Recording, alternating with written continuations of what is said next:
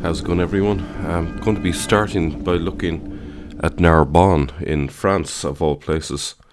So where is this? This is in the south of France, okay?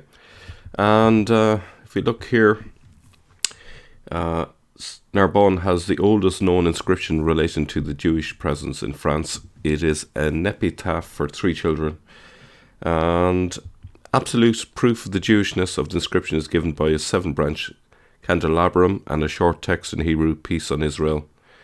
The Jewish presence in Narbonne seems to date at least from the 5th century, as confirmed by letters written in 470 and 473. In the 7th century, stones found with inscriptions in Hebrew and Latin attest to this presence. And if we go a little bit further down there, in his travel diaries, Benjamin de Tudela indicates that Narbonne is known for its scientific and now biblical prowess, thanks in particular to the contributions of the Jews. Among the great scholars, he mentions Rabbi Kalonimos. He also had the privilege of being able to seal public documents with a seal on which appeared the Lion of Judah. Okay, so Narbonne has got a long history of a Jewish connection. So I'm going to look at AJ Deus's recent paper, which I haven't really gone into much as of yet, but I will come to it. But this is a first step. It's called The Ants Move to Ramla, and he has this intriguing sentence here. I now know that I need to start my investigation through Umayyad Pharisee Judaism and in parallel through the Jewish Marzutra lineage that arrives in Narbonne, France, around 760 AD.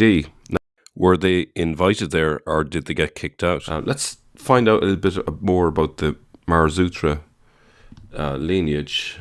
This is a table of Babylonian exilarchs. So we're just interested in the Marzutra lineage. So we have Marzutra the First. He's the 25th exilarch, 442 to 456. And then if we go down further, we can see that Marzutra the Second here, 30th exilarch, 508 to 520. Jewish kingdom in Persia, 513 to 520. Okay. And then we have Zutra the First, otherwise known as Rav, carried to Tiberius in 520, became patriarch, etc. Okay, we also have Marzutra the Third, which I should have highlighted. Okay, see if Marzutra the Third, and it carries on. Okay, so the Marzutras are obviously a very significant, important family, and it carries on. Okay, I'm not going to go through all the ins and outs. It's a very complicated tree of power, as it were. So now I'm going to look at Makir of Narbonne and see how it is all connected. Makir bin Habibe of Narbonne. There's lots of different names. 725 to 765 or possibly 793 AD. He was a Babylonian Jewish scholar and later the supposed leader of the Jewish community of Narbonne in a region which at that time was called Septimania at the end of the 8th century. So let's look at some primary evidence here. The writings of Abraham ibn Daud. According to a tradition preserved by Abraham ibn Daud in his Sefer HaKabbalah, written about 1161, Makir was a descendant of the house of David. So why is that important? Well, because the king of the Jews would have to be from the house of David. Ibn Daud wrote, then King Charles sent to the king of Baghdad, presumably the caliph there, requesting that he dispatch one of his Jews of the seed of royalty of the house of David. He hearkened and sent him one from there, a magnate and a sage, Rabbi Makir by name. And Charles settled him in Narbonne, the capital city, and planted him there, and gave him a great possession there. At the time, he captured it from the Ishmaelites. And he, Makir, took to wife a woman from among the magnates of the town. And there's something missing there. And the king made him a nobleman and designed out of love for for Makir good statutes for the benefit of all the Jews dwelling in the city, as is written and sealed in a Latin charter, and the seal of the king therein bears his name, Carolus, and it is in their possession at the present time. The Prince Makir became chieftain there. He and his descendants were close interrelated with the king and all his descendants.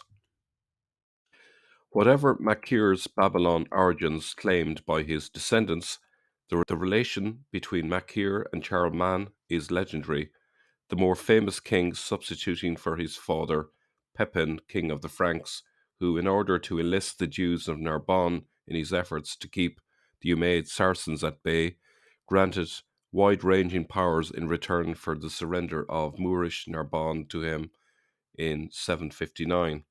The Annals of Anian and the Chronicle of Mosaic both attribute this action to the Gothic leaders of Narbonne rising up and massacring the Saracen garrison.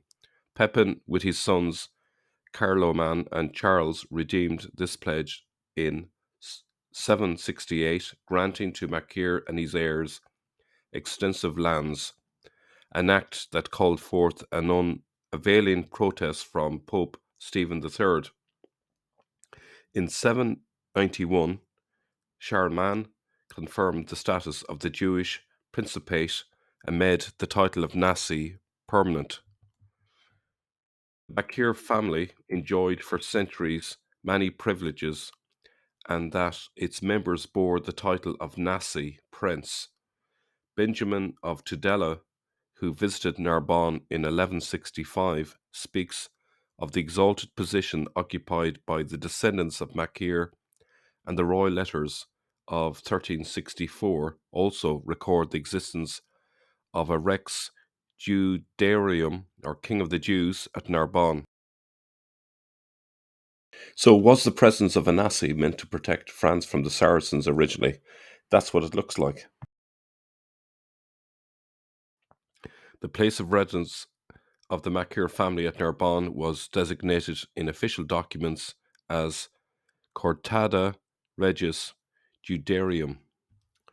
Okay, so Arthur Zuckerman maintains that Makir was actually identical with Natrone ben Habibi, an exilarch deposed and exiled in a dispute between two branches of the family of Bostane in the late 8th century.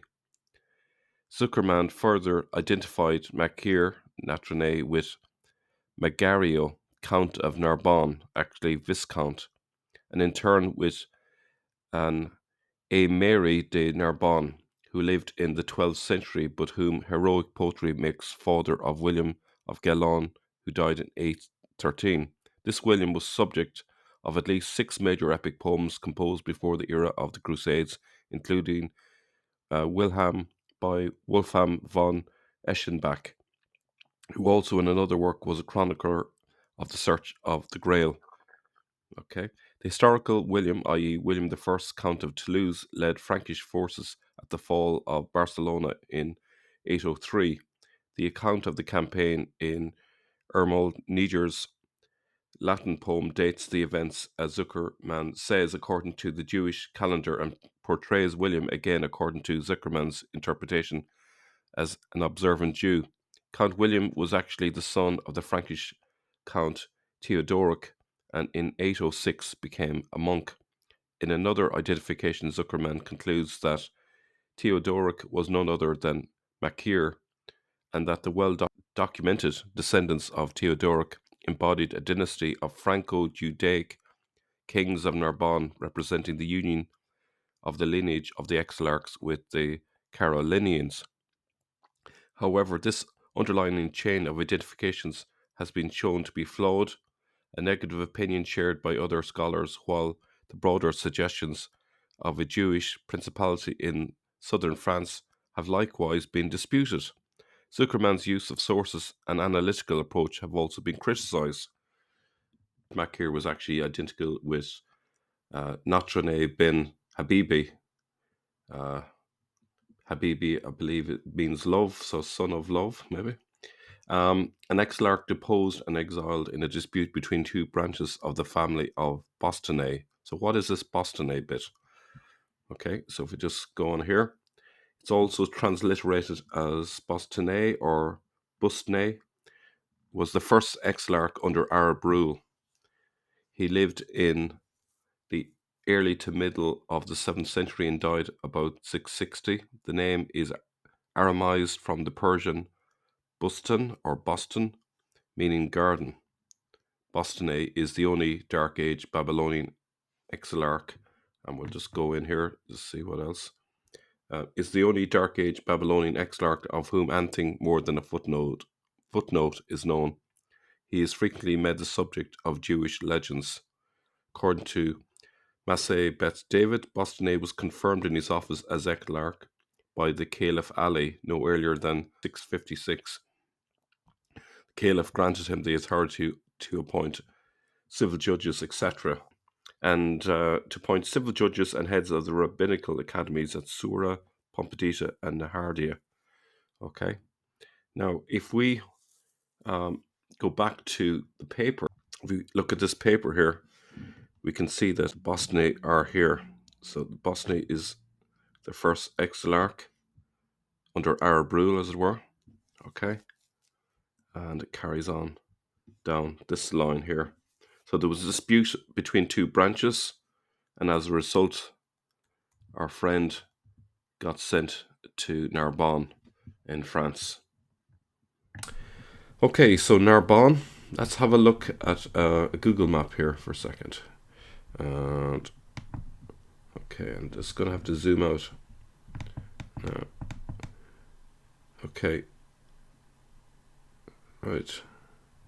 Now you can see Narbonne there. Let me just go. I've just zoomed to Narbonne, as you can see there. Let's go back here. All right. There's a Qibla of, it's actually meant to be a mosque. What was it originally? Well, consider it's actually pointing to the very significant location of the Marzutras that were expelled by the Abbasids.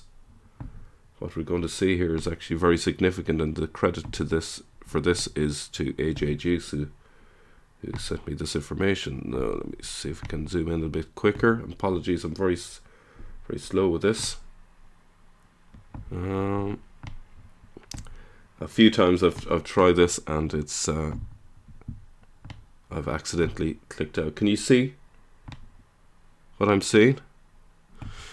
So we can see that this building here is pointing to Narbonne.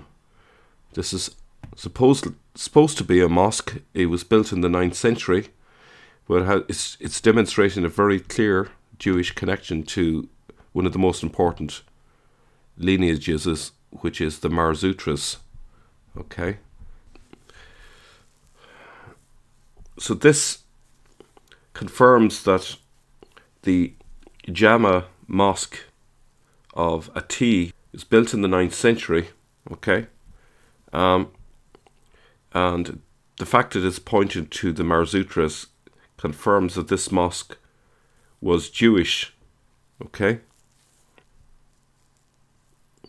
So this was Jewish even at this late time of the 9th century. Okay. Let's look at it again.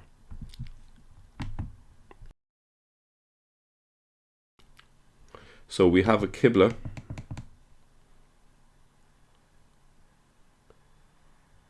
pointing all the way to Narbonne in France, where the Marzutras are. How ironic that it was in Shiraz, of all places. So we have a building which was believed to be a mosque all along, but turns out to be Jewish, and it points all the way to the Nasi in Narbonne, which is the Jewish king. So thank you for watching. See you all very soon.